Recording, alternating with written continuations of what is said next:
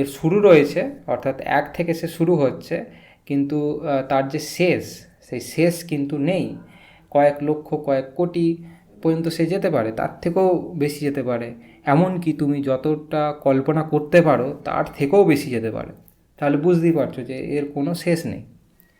তো এই জাতীয় সংখ্যাগুলি, যেগুলি কিনা এই বাস্তবতাকে দেখে আমরা যে কৌশল প্রয়োগ করে এই সংখ্যাগুলিকে লিখলাম, এই সংখ্যাগুলি বা এই গোষ্ঠীর সংখ্যাগুলিকে বলা হয় স্বাভাবিক সংখ্যা। এই সংখ্যাগুলিকে বলা হয় স্বাভাবিক সংখ্যা।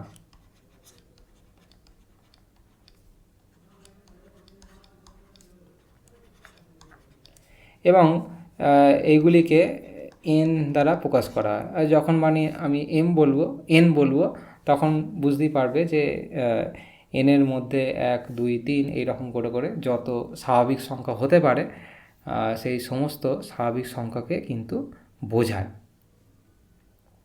তো এখানে স্বাভাবিক কেন নামকরণটি হলো, তার কারণ খুবই স্বাভাবিক। সেটি হচ্ছে যে স্বাভাবিক ঘটনাগুলিকে দেখে আমরা এই স্বাভাবিক সংখ্যার গঠন করলাম, এবং এর মাধ্যমে আমাদের জীবনটা আরও যেন সহজ হয়ে গেল।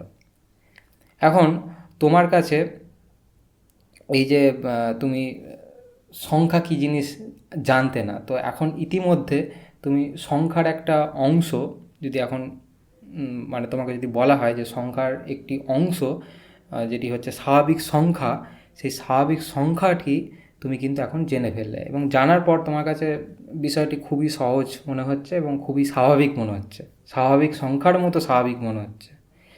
কিন্তু বিষয়টি এতটা কিন্তু স্বাভাবিক নয় যতটা স্বাভাবিক তুমি ভাবছো, এবং সেটি বোঝার জন্য আমাদের কিন্তু আমাজন জঙ্গলে কিন্তু যেতে হবে।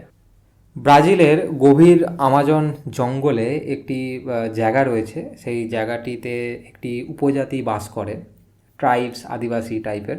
তো সেখানে তাদের নাম হচ্ছে মুন্দুরুকু। আমি হয়তো নামটি সঠিক বলতে পারছি না।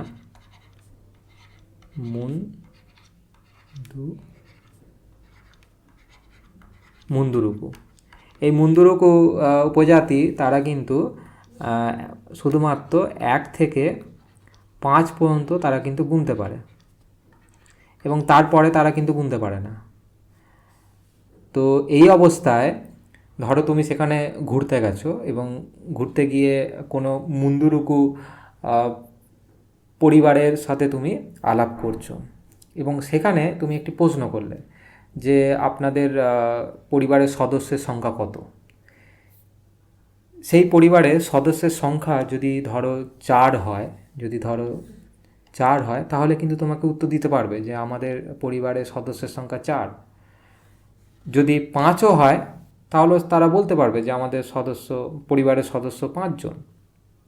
কিন্তু তাদের পরিবারের লোকের সংখ্যা যদি 5-এর বেশি হয় তখন কিন্তু তারা আর বলতে পারবে না। তাদের কাছে তখন 2টি উত্তর হবে, অর্থাৎ যখন সদস্যের সংখ্যা 5-এর থেকে বেশি, 5-এর থেকে যখন বেশি হয় তখন তাদের উত্তর 2 রকম হতে পারে। একরকম উত্তর হবে যে তারা হয়তো তোমাকে বলবে ওই অবস্থায় যে আমরা জানি না, আমাদের পরিবারের সদস্যের সংখ্যা কত আমরা জানি না, এটা তাদের উত্তর হতে পারে। অথবা তাদের আরেকটি উত্তর হতে পারে যে আমাদের পরিবারের সদস্যের সংখ্যা অনেক, এটিও তাদের উত্তর হতে পারে। এটির কারণ হচ্ছে যে তারা শুধুমাত্র 1 থেকে 5 পর্যন্ত তারা গুনতে পারে। শুধুমাত্র পরিবারের সদস্যর সংখ্যা এর মধ্যেই নয়, এটি যে কোনো ক্ষেত্রেই প্রযোজ্য। তারা কিন্তু 5-এর বেশি কিন্তু আর গুনতে পারে না। এখনও পর্যন্ত যে সমস্ত কথাবার্তা আমি বললাম স্বাভাবিক সংখ্যা সম্পর্কে, তো সেটি যদি সংক্ষেপে আমি যদি একটি কাগজে লিপিবদ্ধ করতে চাই তাহলে সেটি কীরকম হবে? সেটি করলে অবশ্যই ভালো হবে, অবশ্যই সুবিধা হবে। তার কারণ আমরা ভবিষ্যতে যখন এই লিপিবদ্ধ করা জিনিসটিকে দেখব এক নজরে, তো আমরা স্বাভাবিক সংখ্যা সম্পর্কে বুঝে যাব, তার আচরণ, তার তার তার বৈচিত্র্য, তো এইগুলি আমরা জেনে ফেলব। তো এই কারণেই একটি লিপিবদ্ধ করা প্রয়োজন স্বাভাবিক সংখ্যাগুলিকে।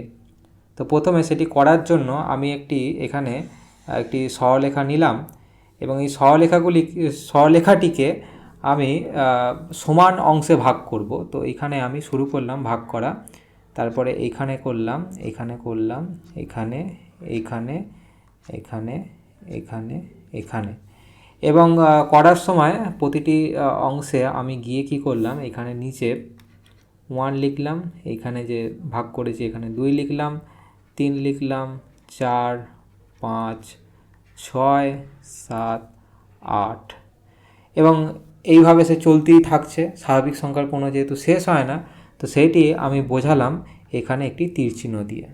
তো এটি করার সময় একটি জিনিস আমি খেয়াল করে রেখেছি, বা তোমাকেও রাখতে হবে, যে এই যে ভাগগুলি যে করেছি, এই যে 1 থেকে 2-এর মধ্যে যে দূরত্ব, সেই দূরত্ব যেন 2 থেকে 3 বা 3 থেকে 4, এই দূরত্বগুলি যেন একে অপরের সাপেক্ষে যেন বা সাথে সমান হয়। মানে পাশাপাশি যে কোনো দুটি সংখ্যা নাও, স্বাভাবিক সংখ্যা নাও এই সরলরেখার উপর, এবং তাদের মধ্যবর্তী দূরত্ব যেন সবসময় একে অপরের সাপেক্ষে যেন সমান হয়। তো এই নিয়মটি যদি তুমি মানো, তাহলে কিন্তু তুমি একটি একটি একটি চিত্র পাচ্ছ বা ছবি পাচ্ছ, যেখানে স্বাভাবিক সংখ্যাকে খুব সুন্দরভাবে লিপিবদ্ধ করা যায়। এবং এইটিকে আমি বলবো স্বাভাবিক সংখ্যার সংখ্যারেখা। কারণ এই যে সংখ্যারেখাটি দেখতে পাচ্ছ, এটি সমস্ত স্বাভাবিক সংখ্যাকে সে কিন্তু লিপিবদ্ধ করে ফেলেছে। যদিও এখানে আমি 8 পর্যন্ত নিয়েছি, এবং এই তীর চিহ্নটি দেওয়ার মানে তুমি জানো যে এটির কোনো শেষ নেই। সেই অর্থে আমি বলছি যে সমস্ত স্বাভাবিক সংখ্যা রয়েছে, যত রকমের স্বাভাবিক সংখ্যা হতে পারে, তাকে কিন্তু এখন আমরা লিপিবদ্ধ করে ফেলেছি। এবং এটি করার সময় এই দূরত্বগুলি যেন সমান হয় একে অপরের সাপেক্ষে। এখন তুমি প্রশ্ন করতে পারো যে এটাই কি একটি রাস্তা যার মাধ্যমে আমরা এইভাবে লিপিবদ্ধ করতে পারি, আর কি অন্যভাবে হতে পারে না? আরও অন্যভাবে হতে পারে। আমি একটি সম্ভাবনা দেখাচ্ছি যে আরও একটি উপায় আমরা করতে পারি। সেটি হচ্ছে যে ধরো এই সরলরেখাটি নিলাম, মানে এই সংখ্যা রেখাটিকে নিলাম স্বাভাবিক সংখ্যার, এবং এইটিকে আমি যদি এই রকম ঘুরিয়ে বসাই, তাহলেও দেখো সে কিন্তু একই কথা কিন্তু বলছে এইভাবে ঘুরিয়ে বসানোর ফলে। এবং আমি তো এইটি আর এইটির মধ্যে কোনো রকম পার্থক্য বুঝতে পারছি না। মানে এইভাবে লিপিবদ্ধ করা আর এইভাবে স্বাভাবিক সংখ্যাকে লিপিবদ্ধ করার মধ্যে কোনো পার্থক্য খুঁজে পাচ্ছি না।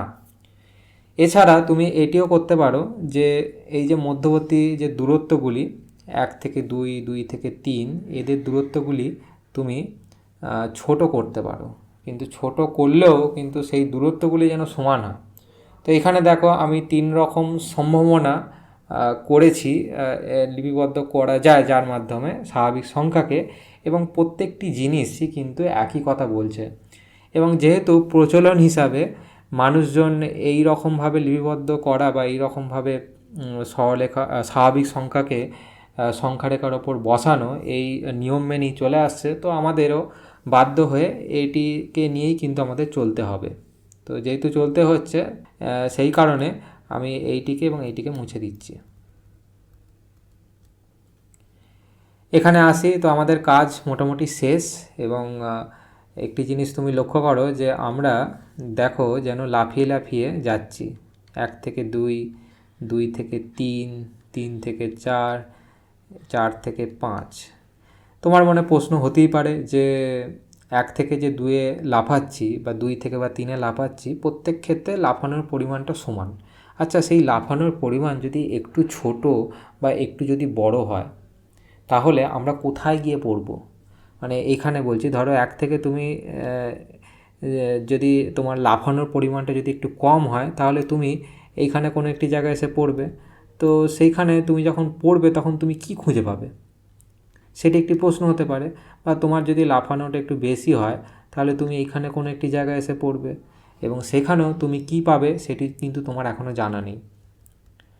এবং এর থেকেও আরও গুরুত্বপূর্ণ প্রশ্ন বা আরও ইন্টারেস্টিং প্রশ্ন হতে পারে যে আমরা তো এতক্ষণ এই দিক বরাবর ছোটাছুটি করছি এবং কি রয়েছে না রয়েছে সেটি নিয়ে বিচার করছি, কিন্তু আমরা তো এই দিকটি ভুলেই গেছি যে এই দিকে যদি যাওয়া যায়, অর্থাৎ যদি এই দিকে যাওয়া যায় এই দিকেও নিশ্চয়ই যাওয়া যাবে। তো এই দিকে যদি যাওয়া যায় অর্থাৎ একের যদি বাঁ দিকে যাওয়া যায় তাহলে সেখানে কী ঘটনা ঘটতে পারে, এইটাও একটি প্রশ্ন হতে পারে।